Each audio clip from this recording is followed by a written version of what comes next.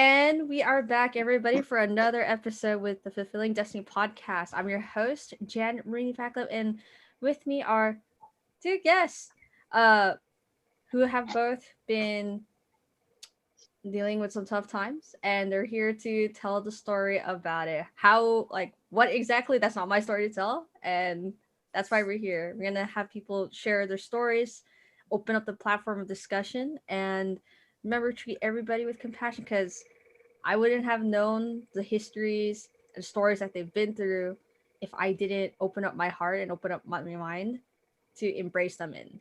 So this will be a fun time. So introduce yourself starting from you're on top of me in this case, so we'll go with you first. Okay. My name is Amber, and I guess I would start my story off by saying that I was institutionalized by a very young age. When I say institutionalized, I mean from boot camps to um, group homes to correctional facilities to homeless shelters, rehabs, so behavioral centers. At the age of 12, I ran away from home. I lived in a home with an abusive father and brother. Uh, so my dad was a cop. So I did grow up I was conflicted because I had this dad who was out there to protect and serve, but he was the first one to expose me to drugs and alcohol and violence. And I was at a young age. I was 10 when I first smoked weed and drank, for the first time. So did grow up having that, you know, uh, that lack of respect for men and authority figures at a young age. So I was always trying to find out if the grass was greener on the other side, always trying to see and find a home that looked like the ones that you watch on TV. Oh no. Yeah, Yeah.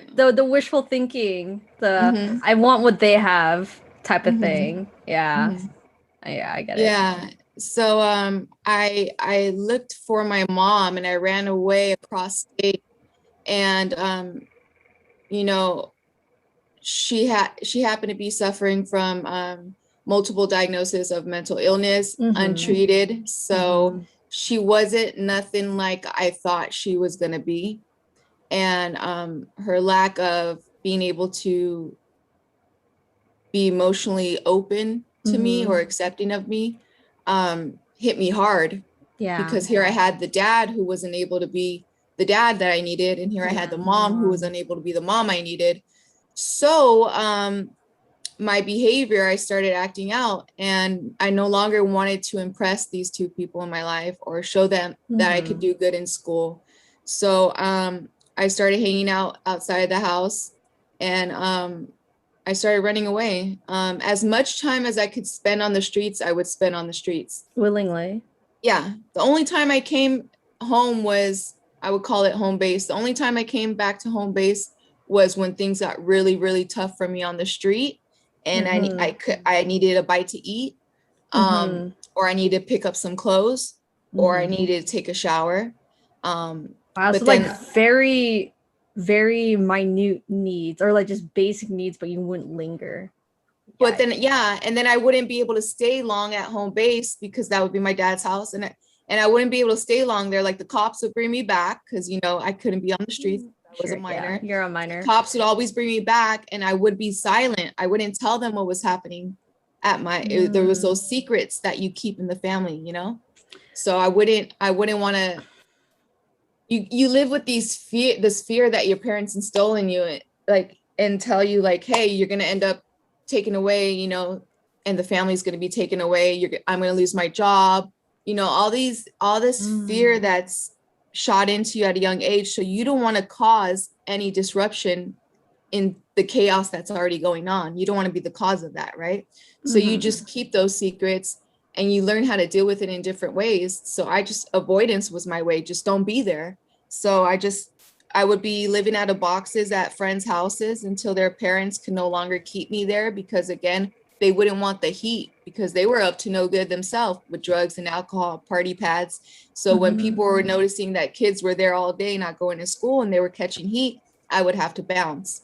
So I did that a lot. So by the time I was about 15 or 16, I had already been to 3 different states.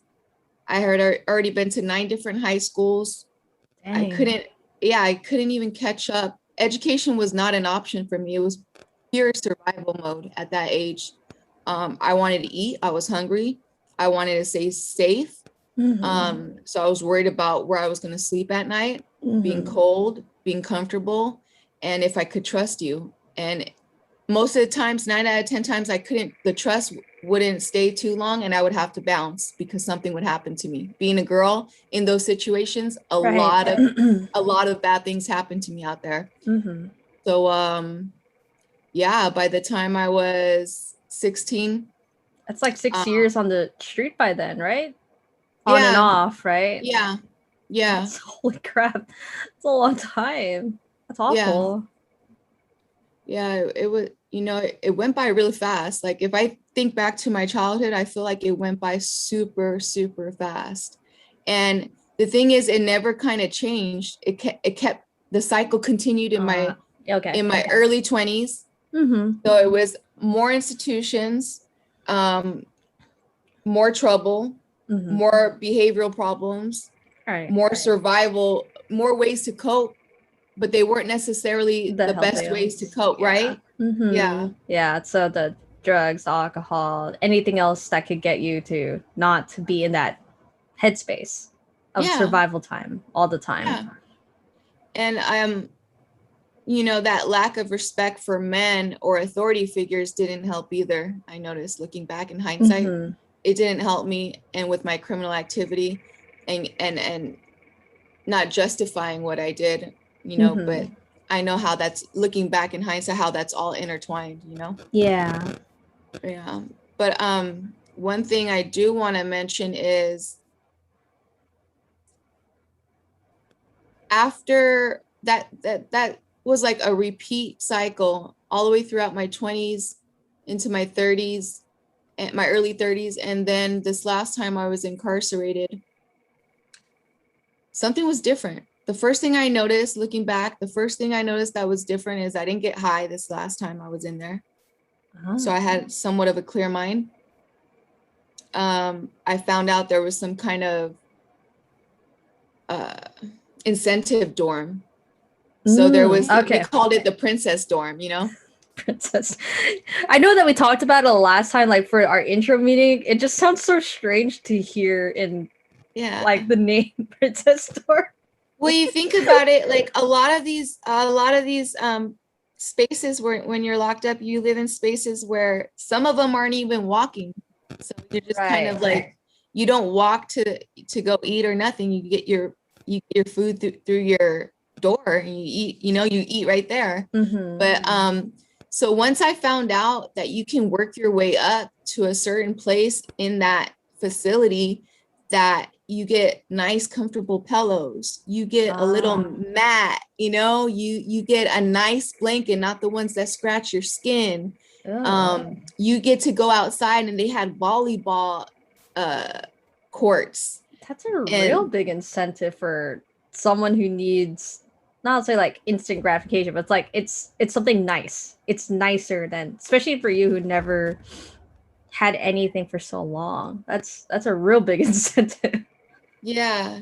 So I remember being in there, and once I got wind of some kind of incentive dorm through another inmate, I hit him up. I was like, well, how do I get in?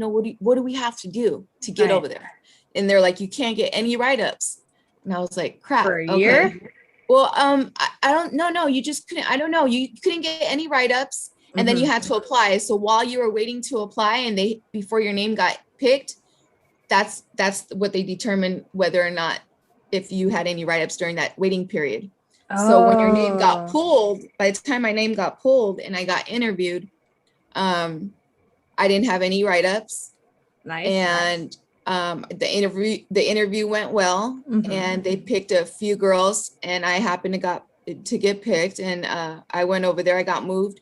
And once I got moved there, I'm not going to lie, at first, it was a little kind of a manipulation tactic, right? Just to get out of the darkness, right? Right. And to get that comfortable incentives, right? Do whatever it takes to get out of that hellhole that I was in. But then I noticed something different. I was like, wait a minute, the people here are different. Wait, what's up with this? You know? Oh, okay. I was like, the staff, they talk to you like human beings. Oh, they're not cursing at you. They're not re-traumatizing you. They're, you know, like, wait a minute. And so then I found out that they get trained and they have to interview to want to work in that dorm, in that living environment too, to work with us. So I was like, these people want to be here. They want to work here. They want to see people strive to do better. They want to be part of the helping hand. And so my mind, I no longer looked at them as the enemy. I started relaxing a little bit, you know? So the tension was a little bit suppressed, I guess you would say, or excited. You're always waiting for the what's that one phrase? You're waiting for the other shoe to drop sometimes, a little too much. And then you've been like quietly like tense up the rod for so long. Letting go probably like a little bit was probably trust. Yeah, the big trust. It must be a little relieving once you finally get all the way there. Maybe you never really did, but just enough to let them come in. Right. Well, they interacted with us and treated us like human beings instead of how I felt before, which was like an animal. Right. And so my defense kind of went down and I was able to interact with them the same way. And I noticed I was able to start tapping into my leadership skills right there. They started putting me in positions where we were like facilitating self-help groups. It was all peer ran, you know, we ran all these groups. And it was straight programming from the beginning in the morning when you woke up till the end at night. You programmed your entire day. So my foundation of this growth mindset that I have today was built while I was locked up this last time. When was this last time again? I was released. Yeah, it was a year. So I went in 2015. I went in November 3rd, 2015, came out 2 weeks shy of a year because my husband was, he was murdered. So I got out 2 weeks prior to my actual year sentence. Yeah, sorry about my that. date. So it's been a while, at least. So that whole year of establishing a foundation, that growth, that carried on when you got out, and then starting your education again, right? Slowly. Yeah, well, see, so they get you into this mode of what are you going to do when you get out? So you see a counselor, you get your paperwork together, you start meeting with your counselor to re-enter, you know? Yeah. And so one of the things they talk about is like, so what do you want to do? Because if you're going to not go back, if you're not going to recidivize, you got to put something in place what are you going to do spending your time, you know, this whole time when you're out? Are you going to work or are you going to go to school? And I was like, well, if I went to school, what would I do? I was asking them the question. I had no idea. And so during that process of finding out a little bit about myself, I knew that I was inspired, like the change in myself. Like, no, I want to sit by her. No, she's like a ray of sunshine. And I always looked at myself like a piece of shit. I always looked at myself like a straight piece of shit. And for other people to be almost getting in a fight about who's going to sit next to me, and I have to calm the situation down and say, hey, it's cool, I'll get another chair, you guys. Because they're saying that I want to sit by Amber because she's like a light of sunshine, and referring to me, the piece of shit, the chick that's garbage, you know. I mean, I'm hearing these narratives from people that are supposed to protect me, that say they love me, people that I'm surrounded through my whole life since I was younger. And so I believed that, and I had to rewire my thinking. And once that happened in that dorm, and I was able to do that, I was so inspired, and I believed in change that I wanted to see this happen in other people. So I was like, well, maybe I can, since I had this problem with addiction and I'm not using anymore, maybe I can start doing that when I get out. Maybe I can be an addiction counselor. So Wait, quick question. Like, this is just a quick segue. Rewiring thinking like that is that's a I think it could be like a lifelong journey, especially like you said, thinking yourself as nothing but trash. But then when people start referring to something like say more human, more normal, positive, I think that's really amazing. That's just my segue for that. And then also it's, were you also getting clean? Oh no, you didn't come in high, so you didn't need to get cleaned. well, I remember smoking weed, all my whole bag of weed right before I went in the courthouse to get sentenced because I wanted to go in high because I was going to do I was going to do some time, and I was going saying bye to everybody and saying bye to my daughter, saying bye to my family. And I remember that day before I went in to see the judge, and even on recess, I went back out and got high as heck and went back in and turned myself in. And then the next day, I was clean. And from that point on, I didn't pick up in there. For some reason, there was other people getting high, but I chose to not get high or not say, hey, let me get some. The whole time I was in there.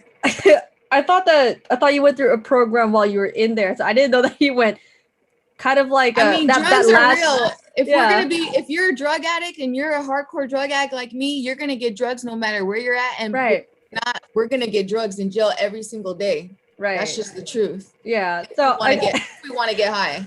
I wasn't just expecting kind of like, kind of like your last hurrah was to just get trashed as much as humanly possible before you go in, and then stay that way, stay clean for the rest of I don't know. I think part of it's just a little funny to me. It's just like, what? But I mean, I wouldn't know that experience because I'm not a drug addict, so I wouldn't know, or someone who's recovering and currently. So it's just like, that's funny. Sorry, I just had to put that out there. I thought that's really common, actually. I notice a lot of people usually when they're, once they're about to kiss off their drugs and go to rehab, a lot of people end up coming in their day of, and they piss dirty, and it's really expected actually when we do their intake and stuff. Okay. Yeah. But in your case, well, after you did that, since it was marijuana, you got your high, you got what you needed, did your time, you're out, and then you're becoming a counselor for recovery. Yeah. So I get out, and the funny thing is, here's the twist, right? So all this change, right? All this change going on, all this growth, and then boom, tragic hits me right on my way out, right? So how am I gonna handle this? Right. Revert back to my old ways of coping, which was so easy and comfortable for me. I mean, because I remember getting released, and the first thing that came to mind was I'm out. Right when you're changing out, you're just like, ooh, ooh, ooh, ooh. You gotta use the bathroom like 10 times. You're just getting so excited. You're like, woo, woo, woo, woo, woo. You're like, I'm out. And then you get out, you get your ride, and you get out. And then I remember the excitement went away almost instantly. And the first thing I realized when I was on the trolley was like tears running down my face, because I was in an environment that I remember. I'm going through the same environment, nothing has changed. Right. And now my husband's dead. So I'm going through the same area that I lived in, on the same trolley, without my partner, right? My husband. And in my head, if I was out, because the future was he was going to go to a program for a year in North County, and he was going to utilize the resources, get his mind right, get his recovery on right, get a vehicle, get a job, and get an apartment. That way, when I go do my time, I come out, and then we kind of live happily ever after, and we go succeed, and we live that happy, normal life that we see on TV that we wanted so bad, right? And we leave all this crime and gang and drug stuff behind us. Yeah. And now that's gone. So now here I am, I got out, and I have to do it alone. So here I'm and I can't even grieve, because what I have to do is I got probation writing me. So I have all these obligations that I have to meet in a timely manner, or otherwise I'm going back in. I have to get into a program. I have to find a bed and call in every single day. The first thing I go do is pick up my daughter. I had to pick up my daughter because that's my responsibility, mother. So I pick her up first. I go to my mother-in-law's, I agree with her for 2 weeks, and then I got to cut that short because I got a bed in the program and I got to go back to my responsibilities, put my grieving to the side, not really get through any of that right now, and just go straight face to what the judge wants me to do. Right.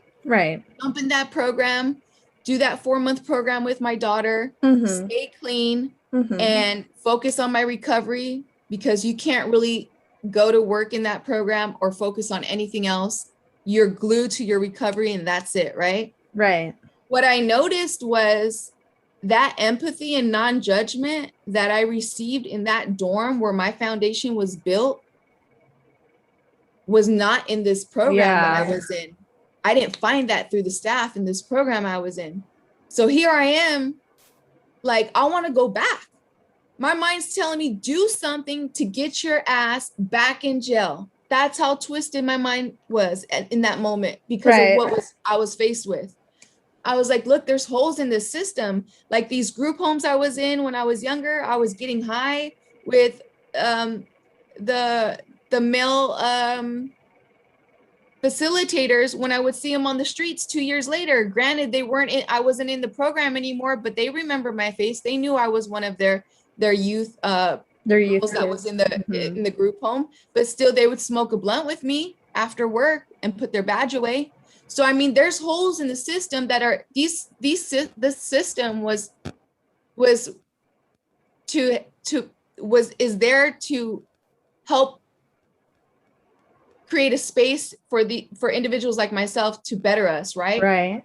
Better our situations, right? To give us a chance, right? To make the outcome, the hand that we were dealt a little bit better, right? But if you looking back, they weren't. My own experiences in these institutions were not the best. So now that I know that, I have the ability to be that change. And that's what inspires me to go out here. That's what inspired me to get into the field, because I would be sitting in a program with my daughter and not have that empathy, not have that non-judgment.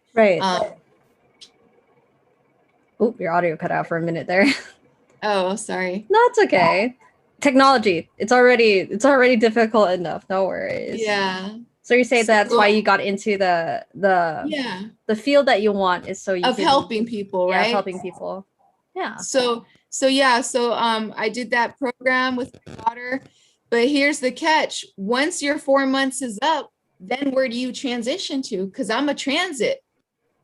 Once I got out of jail, I got out of jail and I did what the courts wanted me to do to appease them, right? Stay clean and do a program and not get into any crime, not get into any drugs.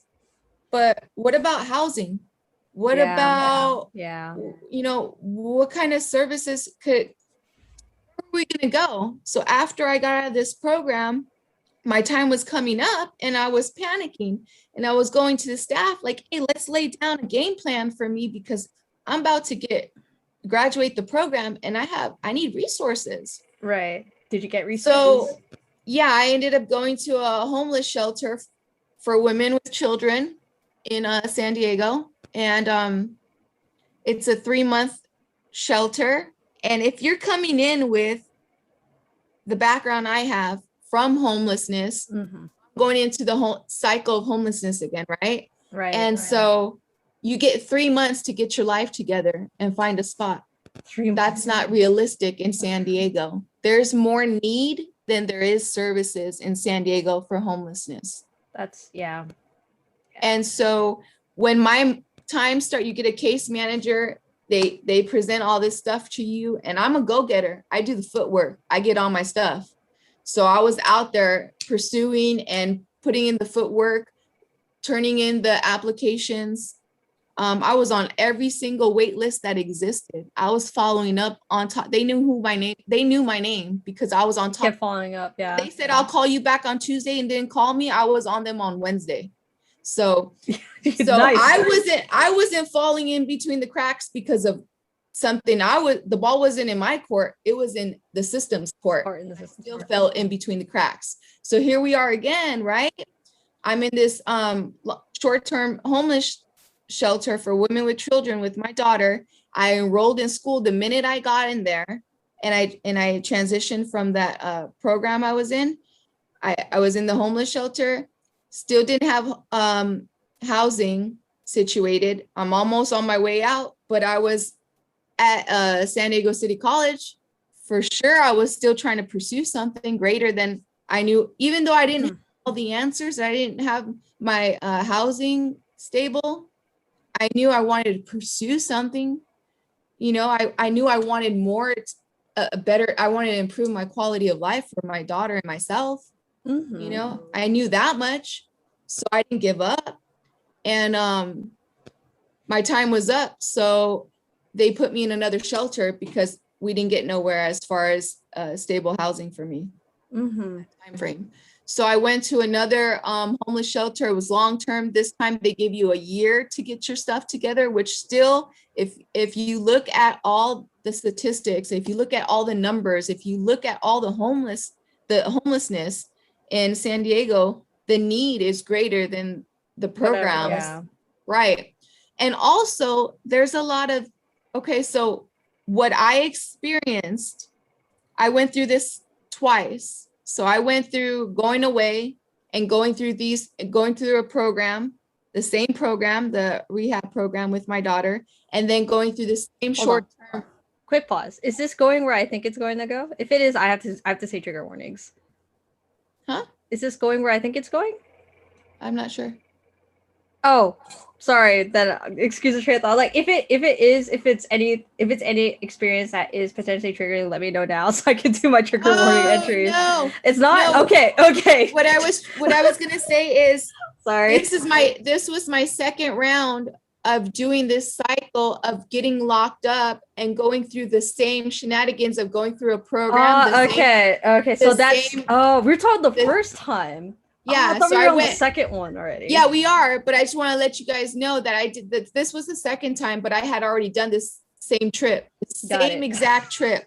When you get out, you got to climb the ladder again, and they put you through the same resources because they're minimal. So I went through the same women's shelter, the same program for drugs and alcohol with my daughter, the same short-term program for homelessness, and the same long-term program for homelessness. And the whole outcome at the end, you're supposed to get some kind of program that puts you in an apartment. Well, when I went through this program the second time, I was already in the field, right? Right. I was already working in the field. And because I was working in the field, I knowingly had connections of people who worked in these places already. Right.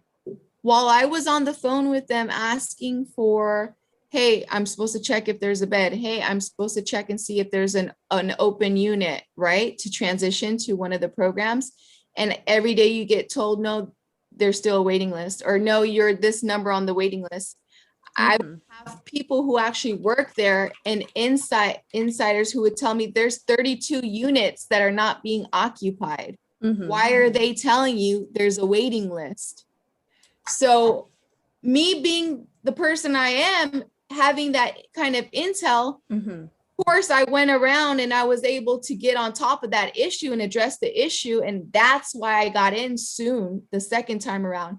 Had I not been working in the field, I would have been just like everyone else, living in a hotel or about to get bounced out of a homeless shelter and in a hotel on some vouchers because there's nothing else to do to me because there's a waiting list supposedly. Yeah. When in actuality, there's some kind of someone's not doing their job or there's some kind of error happening within the system again.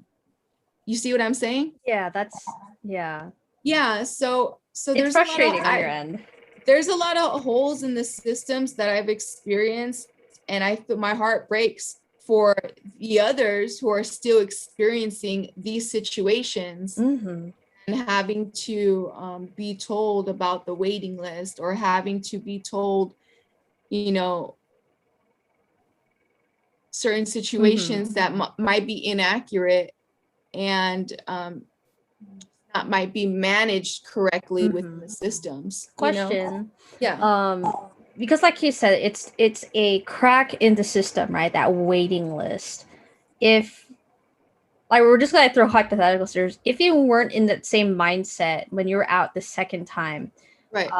Would you be going through that cycle again because of just that waiting list? Like if you were denied, right? Well, see, that's what I'm getting at. When you're, let's say I wasn't in that mindset and I didn't have all the support I had, and I was still struggling like with addiction or something, you're putting a burden that's way too heavy on a person who can't really, is incapable in that moment with what they have in those moments. The burden shouldn't be placed on that individual, you know? Right. That's why we're supposed to have these systems in place to help ease the burden so that the people can get back on their feet in a timely manner. But if there's these holes in the system, then that's not if there's not quality management or quality people that are working in these places, or stuff to that effect, then that's gonna trickle down. And this is how we see it trickle down. And then these people go back out, and or they're still living in places like their car, which is not healthy. Are you really gonna be successful living in your car? Are you really gonna stay sober living in your car? So these are the questions that I look at, and the POs are quick to let you be transit and live in your car and go to school. They'll say, okay, you just got to sign up as transit, instead of like giving me the voucher, you know? And it was like, whoa, I was kind of confused, you know? And I've heard this story from other people, the same story about that. So I'm glad that I came across certain probation officers my second time around who were more than happy to give that extra help and pick up that burden and be able, like, no, I got a resource over here. No, I got this aligned over here for you. And they seen that fire that I was about it. And I was trying to do what I had to do to make a difference in my life. And all I was looking for was that extra support from the community resources. And they were able to help me through that. But, you know, my heart breaks for the people who don't have that, who aren't getting that. You see what I'm saying? Yeah. But I'm glad that you did, though. Right. So how did you finally get solidified into going to college again? So I was living in the homeless shelter. I was going to City College. I wanted to give up. School to me was so foreign. It was a different kind of institution. It was not one that I was used to. Right. I felt like I stuck out like a sore thumb. And I met up with USU, Urban Scholars Union, which is formerly incarcerated students who helped other formerly incarcerated students there on campus. Right. And they had these support groups that I went to where we just met up once a week. Then they started putting leadership roles on my lap. And so I started going and doing presentations and trying to educate the other students and the other professors and staff about formerly incarcerated students, because there's a lot of stigma attached to it. And so we were just trying to break through that stigma. And also, while I was doing all that education to help other people, like, see us for just people who are just trying to improve our lives as well, I was also getting a lot of healing myself. Like, it was really helping me, who had this little voice like a mouse. Like, I couldn't even look people in the eye. I literally, it's very foreign, scary. From that to be able to talk in a room and have a PowerPoint presentation and have 100 people in front of me, all eyes on me, and being able to just go with the flow and feel comfortable and be myself. I mean, that was a huge change, and it happened over time, and it happened through other people believing in me Mm-hmm. and putting stuff on my plate for me to step up and bring myself to that point where I can manage those things. Because yeah, it didn't happen overnight, but it was through, I know the change started happening inside, but it continued when I got out, because of me being able to have the courage. And I say courage because there's so much fear in reaching out for help. Absolutely. You know what I Absolutely. mean? Mm-hmm. There's so much fear in reaching out for help. Like if it's a weakness, like you have to be ashamed of where you stand in that moment, Yeah. or where society sees you for standing in that moment, Mm-hmm. and where you're at, you know, Mm-hmm. compared to your peers. Mm-hmm.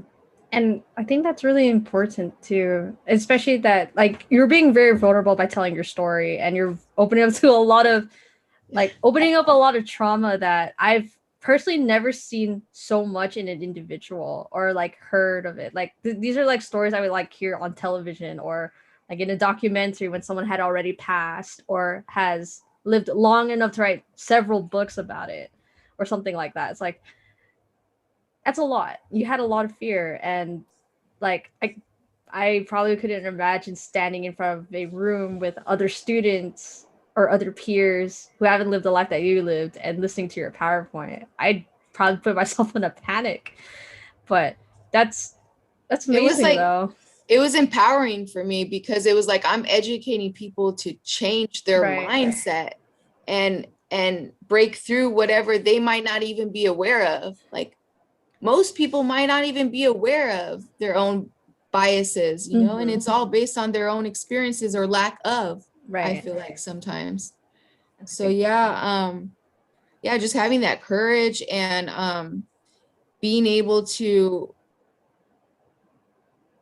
school, let me just say school and that higher education component was it for me. That's what saved me, and that's what's still saving me to this day. That's what is so healing to my mind and my soul. I mean, I had, coming from a bad or a poor educational experience, being a dropout, and just, you know, from high school and early on, and then having that fear now, thinking it's going to be the same, but it's completely opposite. And even when things didn't go my way and I wanted to pull my hair out, and I literally cried at the computer because I don't remember how to press certain things to make it do certain things, Yeah. you know? The internet struggle, yes. Yeah, I mean, or getting a bad grade, or getting the runaround, or it was so challenging for me. I'm not going to say school is easy. That's not what I'm here to say, but I am a true believer that school can help people find themselves, heal themselves, and it's more than educating themselves. It's so much more than just getting a higher education. For me, it was healing, because they make you write a lot of essays, a lot of papers. The first thing you hear about in therapy, oh, you should journal, or you should do this handout, right? Do this paper, right? And someone who's not about it is resistance, because there's they got to face a lot of trauma when they do that on paper. But then you have it. But then when you have a professor telling you, hey, you're gonna fail if you don't do my papers, and you're like, shit, you know, I'm trying to pass this, otherwise it's for nothing. So then you start getting, and then when you're taking certain classes, and you can relate almost any experience you've been in your papers. Yeah. And you're like, you're releasing it. It's like, wow, like I'm no longer in that hold, that stronghold. Like it's released, and then it's healing, and then I move on, and I get through it, and it's amazing. It's amazing. My first year at City College was such an eye-opener. It was such a transformative eye-opener for me. And I remember, I shared this with you before, I remember when I was trying to get in and get out, because I barely had any hope for myself. I was like, I never freaking finish anything. I've always been a failure my whole life. I'm probably going to fail at this. So let me just hurry up, swoop on in, and get on out with some kind of certificate, and hurry up and get in the field so I can get out of poverty and hurry up and make a buck and get out of this homeless shelter. Right. That's Yeah. that's where my mind was at, right? Very short term Right. stuff. Get it done, get dirty, get fast, you know, like. Yeah. Yeah. And move on out before I F this up. That's where I was at. That's where my mind told me to do, right? Then I would hit the professors up right after class and I'm like, hey, you know, hey, what do I have to do to hurry up and just get a certificate? Like, Right. And how do I get it? Yeah. And I was so anxious with these questions, and they just look at me and be like, why don't you come to my office hours? I need to show you something. And they'd show me the screen and, hey, I have you in like 3 or 4 classes. And let me ask you a question. Why are you so quick to leave? Yeah. limit yourself? And I'm like, because I'm poor and I need money, bro. You know? That should be the title of this episode, like, because I'm poor and I need money, bro. And you know, and oh, he, no. you know, and I'm talking to a professor who he's doing he's a drug and alcohol professor, you know. Yeah. And you know, knowing him now, he's told me he has no lived experiences. So at that moment, I felt like, you know, he couldn't relate. So I was like, bro, look at you and look at me. I was like, I don't have the you have money. Wish, I don't have money. I had the luxury. I wish I had the luxury, bro. I wish I had the luxury to stay in school for 6 to 10 years or whatever it takes to be in the position that you're in. But that's my judgment at that moment, right? Right. Yeah, yeah. I couldn't go in and tell him the details, but I was like, look, bro, it's not happening. Yeah, I need to get in and get out and make that $15 an hour and struggle, but at least I'm working now. So I'm a step up. I'm no longer low class or non-working. I'm working now. So to me, that was climbing up the ladder, and I'm doing better, improving my quality of life for me and my daughter. So luckily he stopped you. He didn't let me do that.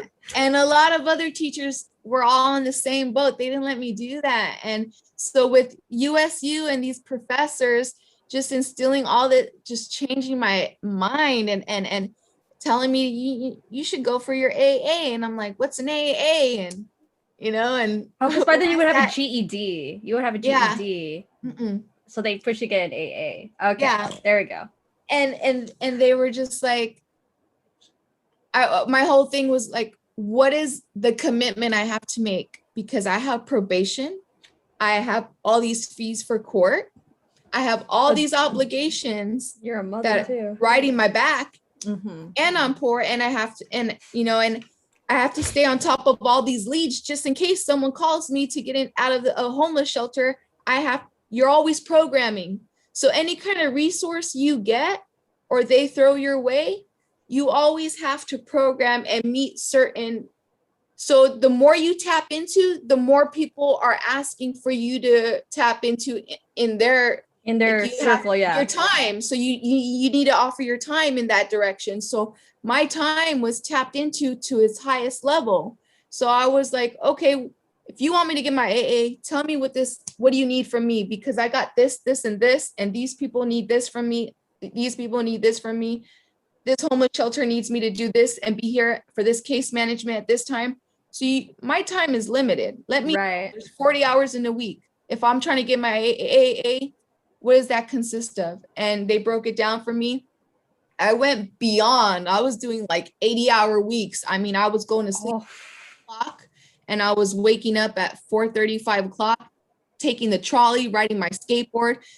I was commuting for 3 hours a day, 4 hours a day. So commuting took the majority of my time, but I used that to study, and I have a disability. So I get distracted with movement and noise. So I had to have these big old headphones, blocking things that they have you wear from DSPS. And I didn't care. I felt so weird, you know, and I didn't care. I wore them, you know, on the trolley, and, you know, and it was hard for me to study. It was super hard for me to study while being on the commuting from one place to another.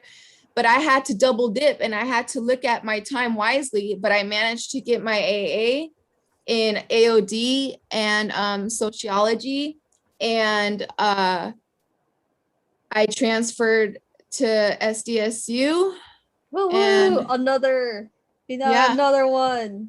And I see yeah, John right there. and it didn't stop. It didn't stop. Like the trauma didn't stop.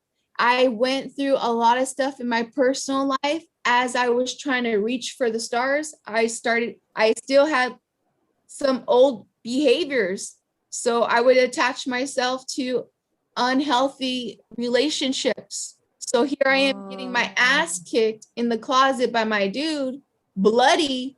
But then here I am, I just got my first gig as a drug and alcohol counselor, and I wasn't going to mess that up. So No, here, no.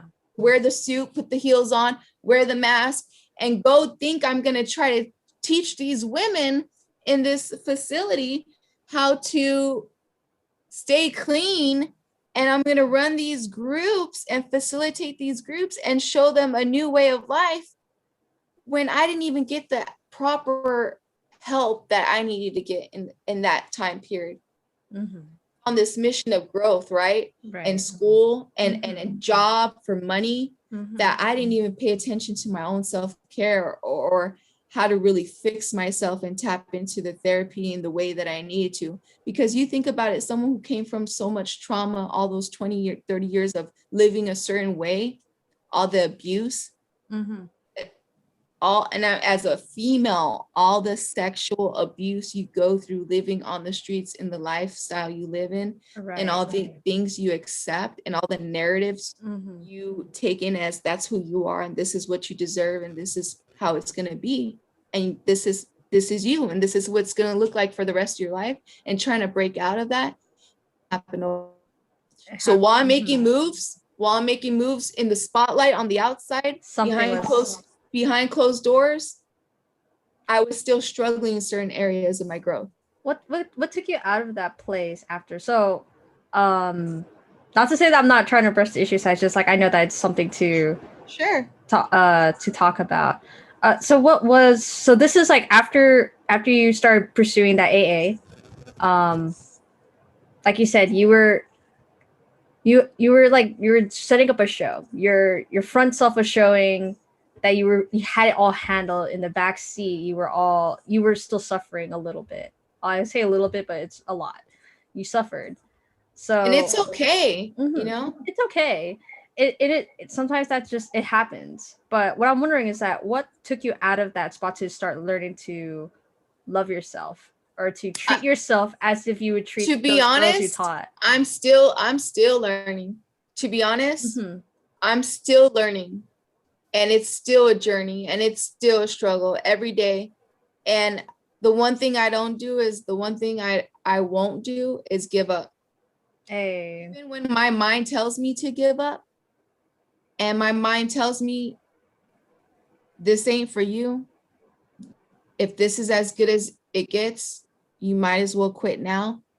If I'm getting so much barriers and so much challenges coming my way, give it up, Amber. The school thing is not for you. Like, even though you try so hard, give it up. That's what I go through every single day. Today, every single day. Oh. But I don't give up. And I don't give up because I know I have the support. I know I have that auspicious courage, that fire. I'm not doing this for nothing, you know. I got my daughter, she's watching. She's gonna grow up to be somebody. She's gonna see this one day. Or she probably see this after. She's seen all the turmoil. She sees all the struggle. And my hope for her is that she gets to see the light at the end of the tunnel, you know. She gets to put the complete picture together. And and that's why I don't give up, is because I know every day it's going to get a little bit better. And if I gave up, that means I did this for nothing, for me and her. That means I did this for nothing. That means the people that helped me and believed in me before I believed in myself, that means they did this for nothing. Like, we didn't just do this for nothing. This whole 2, 3, 4 years, this wasn't for nothing. This was because not only is it going to help me out, it's going to help my daughter out. But I know there's other people that are going through the same shit. the Yeah. same shit. And if all of them are struggling to a point where it's not their time to shine yet and they can't get out of it yet, whatever that is they're going through, if one of them can relate to it and get that fire burning and start the moves in the right direction, that seeds planted like it was for me in that dorm where I was living when I was locked up, then it's not for nothing. You know what I mean? And that's my way of thinking today. So the struggle's still real and the struggle's still there and the challenges are still there. It's just at a lower level of struggle. You see what I'm saying? And I learned to deal with it and respond to my struggles in a different way now. And I'm a little bit more equipped and I got just enough support to where I don't give up and people don't let me give up. They won't let me. And I got enough help and enough throughout this journey to know what to do in these situations. And I know I can call out for help and I know that there's help out there. And I know not to believe in that thinking, that negative thought system, you know, that I'm so almost automatic and wired to believe in. Like it takes time to undo all those years. So you guys are catching me right in the beginning stages of it all. No, that's good. I don't know how this all fell in my lap. You guys are beginning stages, and I'm being blunt and honest with you guys. But there's such good and I'm shining. You know, I feel it. You know. No, like that. I think that's great, and because I'm keeping an eye on the time too, so you have time to get ready for your next thing. Yeah. Is that Shawn, like now you can pop in. Well, I thought you were gonna add commentary. I'm so sorry. No. Don't be sorry. Honestly, don't be sorry. Like the story that you have, because I've already talked to Shawn before, so this is kind of like making sure the air is comfortable, having some like a familiar face that we've already seen, like we've all met, we've all talked already. So I think for me, I feel a little bit just more nervous because like, oh my gosh, like, all right, don't flub it up. Like for me, because it's like, okay, how will I continue? It's like, but Shawn's here, like I said, that extra support, having sometimes like a familiar face who believes in you, who like trust in your message is really nice. And it helps make like the anxiety go a little like this. So that's why I think it's great. And the big highlight of the story is safety, short safety, short-term needs, and education. And Shawn, I know you're big hell bent on education. Pardon my French. Sure. But like, yeah, I have plenty of commentary, but the flow is important as well. You know, Amber has a beautiful story. But some of the things that came to my mind about Amber's story was like that movie, A Beautiful Mind, if you ever seen it. It's like a tragic story, but it's a beautiful story, the way it's crafted.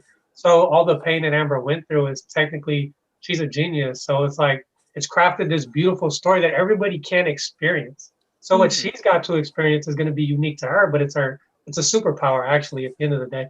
And also pressure makes diamonds. So even though she's at the beginning of this journey, pressure is like crafting her into this brilliant individual human being. So, I mean, I can see Amber doing anything, and nothing's out of the limits of somebody with her experience from accomplishing. So she could attain any level that anybody else could here on this earth, and she has the extra gift of getting that pressure to make her into a diamond. So that's the commentary I wanted to share because her story is so powerful. But also the ebb and flow, her sharing in her own words, and your commentary is somebody who hasn't experienced it yourself, and you're relying on us to communicate the message of what's going on in our broader society, because there's more Ambers out there, and there's definitely more Shawns out there. Yeah, because it's just a, like I said, it's a foreign environment for me. I wouldn't not know. So coming into this with no experience of what it's like, either like on the streets or that level of poverty that, you know, I hope nobody would go through, or at least the people that I care about as well. But there's the reality of the fact is that there are people there, and it could be someone that I care about. So not having that knowledge or that dialogue beforehand, or having someone who already knows who could guide me in, is just like, oh crap, I'm gonna sound like the biggest ignorant prick alive. And it's sad, and a lot of our societal issues overlap to the nicer neighborhoods. So say for instance, you're in North County and it's considered more high income in Right. Del Mar, La Jolla. And if you go south to the South Bay and you go to East Lake, that part of Chula Vista is considered affluent. Yeah. But sadly, we just lost 2 teenagers to gun violence down there. So basically, our societal issues overlap. And this is at one of those local safe parks. I literally only play basketball at East Lake Parks because it's the only place I feel like there's not going to be a drive-by or I'm not going to have a conflict and get shot. But We're still honestly, for friends all of there us, too. Yeah. we're all in this together. So for individuals that don't have the lived experience, you're still our kin, you're still our relatives, we're all community. We have community stands for common unity. We have so much in common. We all could be one another and in each other's shoes. Amber was sharing like, she wished she could like when she was looking at her professor with his income and she wants to spend, she wished she could do like 8 years straight in college and especially to be able to do that as a youth. Imagine if she was in a supportive household that She paid for probably, her college and encouraged her. She would have been through Harvard. She would have been through all these Ivy League schools because she has the mind and abilities. But society and the structure of society and our influences weren't advocating that for us. That doesn't mean we're any different. Like I could legit be co-hosting the podcast and you could be coming out of Chowchilla, Jen. And I could be No, honestly, on your transition going to school. Like that's part of the thing. That's part of the thing that I want our viewers to think about. Is like also just take a look in your own lives and just realize what privileges you have. Like I have the privilege of staying in a household with like family that cares for me. It's not perfect, but they cared enough about me to the point that I don't like hate myself or to the point that I'm not setting up myself for failure and that I want to pursue greater things for myself so I could be more like my parents in a positive way. It's not like a competition. It's like I want to be better than like a deadbeat dad or a deadbeat mom, but that's not the same. Like that reality is, like you said, that's not the same for Amber, for you, or for anybody else who had a harder time in life. So it's just like hearing the stories just makes me more open to the idea of like people's lives are different and seeing like Shawn, you're doing amazing things. You wrote books, you're speaking in seminars, you're talking to me. Same thing with Amber. She's reaching out, talking to women to change their mindset, being a super mom, getting that degree. And like I said, pressure makes diamonds. True. We're just like you said, you're just getting to the start of it for you, Amber. And I'm just like, well, I'm glad I caught you in the beginning because now I can only see where this could go from here. Honestly, Shawn, you just gotten out recently and you've made some really significant strides since then. And then like you're always trying to like keep up with me, contact me, make sure that we stay connected. And I think that's what I love about you, especially the both of you. The tenacity to keep moving forward so you don't fall back or to put yourself in that same dark place again. So I think that's amazing. It's just like when you're I try not to cry. Like honestly, these stories are very beautiful. Crying is okay. One thing I do want to mention is when I want to highlight when we take steps forward and we're like on this path of moving forward, we're gonna take a couple steps back, right? That's fact, yeah. And we get so strung out on the fact that we fail.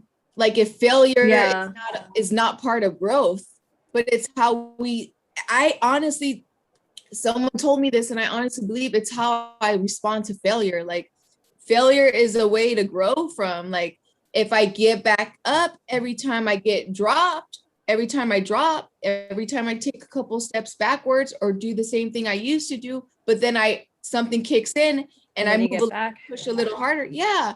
That's so growth. Like I know I'm not making all my steps forward because I'm taking a couple back, but I know I'm not staying back though, because there's too much fire in me. There's too much drive to do that. Like there's too much lived experience to want to stay there. I've been through way too much to be okay with that. When I get a little bit of taste in my mouth of knowing where I can go, right, and what the people I can surround myself with, and the change. I've seen stages of change chart in my academic career while going to school, while I was incarcerated. And in our stages of change, basically what you're describing, you get to a certain point, like imagine it as a circle in the graph. So you're halfway around that circle to changing a behavior or changing a pattern. And when you fall back, which is fine, you're not always falling back to the beginning of that Yeah. change. You might fall a quarter of the way back, but you've made so much progress that you're eventually going to get to the end of that cycle of change. And I always explain it to people is you want to have a strong foundation. So one of my main goals, yeah, I mean, I had a poor foundation when I was incarcerated, and I found myself with nobody. I mean, I lost everything. So I went from what I thought I had to zero real quick. But with a strong foundation, you don't lose as much. You don't have to fall as far backwards. I never tell myself I can't be incarcerated again for the simple fact that a lot of people are incarcerated for a lot of different reasons. It's possible to get incarcerated driving down the freeway and something happens, that's an accident. Accidents happen, and sometimes you're prosecuted for them in our society. But so if I ever found myself incarcerated again, I would like to think I've made enough change to have a stronger foundation while I'm in there. And even if I'm lucky enough to be released again, whether that's financial security, relationships I've crafted, anything, you know, you just want to have a strong foundation. So that's part of the cycles of change. She's building so much, Amber is, that as you grow, Amber, and you continue to progress, you should never fall back to ground zero because you've come so far. And it's a beautiful thing and a beautiful lesson for others. Yeah, especially for others. Yeah. Or And a super mom. Like I never touched on the super mom part. I'm a huge super mom fan, considering I was raised by a single mom who's done so much. Like she supported me through a life prison sentence. So she was a superhero. So I really respect super mom. She was my pops too. Gave me great values. I run with that. So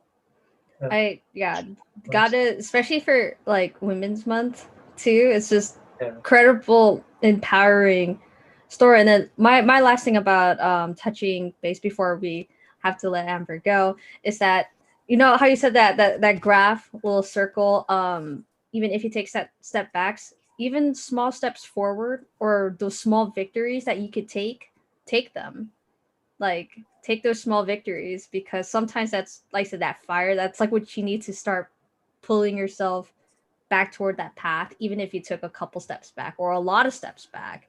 Right. It's take those little victories. Now I acknowledge them. As before, I would discredit them, wouldn't even try. I would always stay focused on all the negative and feed that negative energy by focusing on all the negative that happens in my life. Once I credit and give credit when credit is due, it's not like I'm pumping myself up like I'm better than. I'm just acknowledging the growth and the change mindset. And it helps. The first motivate. step, yeah. It's Yeah. the first step. Acknowledging. Because if you don't acknowledge it, then how can you like move forward? Or like how can you hope to get better if you don't acknowledge like just some facts of life, or the facts of the mistakes that have happened or anything like that? Right. There's just like a really big delusion. And when the next bad thing or the next bad moment hits, then the drop is gonna feel worse. Right. At least in my experience, like if I don't acknowledge like some of the faults that I have, then the self-loathing kicks in, and then I feel more low, and I can't do that anymore either. So right. But well. And always I noticed a strength that I've noticed is being able to self-advocate. No one is gonna, I noticed through all the supporters I have, and you know, people have